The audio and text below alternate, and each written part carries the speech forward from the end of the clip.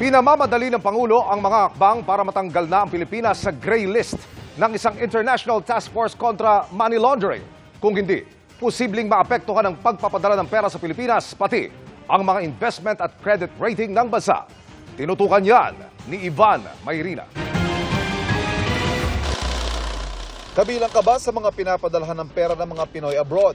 Isa ka sa mga posibleng maapektuhan kung malagay ang Pilipinas sa blacklist ng Financial Action Task Force o FATF na mauwi sa mas mahal at mas mahirap na pagpapadala ng pera. For example, as the remittances of the OFWs, there will be increase in cost, more requirements, stringent requirements, or sometimes de-risking, or sometimes the transactions may be denied or disapproved. Nasa gray list na tayo simula noong taong 2021 dahil sa ilang deficiencies o kakulangan na pinapatama na ng Pangulo sa unang cabinet meeting ng taon. Pinamamadali niya mahakbang para dyan sa Anti-Money Laundering Council o AMLAC at ibang ahensya.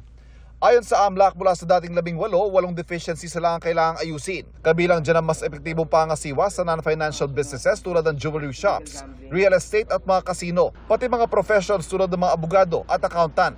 Pati pagpapaigting sa investigasyon at paghahabla kaugnay ng money laundering at terrorist financing. Gayon din ang mahigpit na pagbabantay sa pagpasok ng pera sa mga paliparan at pantalan. The President directed all government agencies concerned to swiftly address the remaining strategic deficiencies.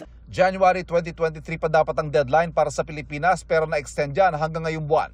Kung hindi mahabol at matuloy ang pagka-blacklist, hindi lang padala ng mga OFW maapektuhan. There's already a reputational risk on the Philippines, particularly on the economy. It may affect our credit rating. It might also affect foreign direct investments in the Philippines. Sayang kung maapektuhan ang pamumuhunan sa bansa na lumilikha pa naman ng trabaho at syempre, nagdaragdag ng kakayahan ng mga Pilipino na gumastos. Kailangan din natin ng maayos na credit rating para mas madaling makautang ang bansa para sa mga proyekto nito at para sa mga serbisyo, lalo sa mahihirap.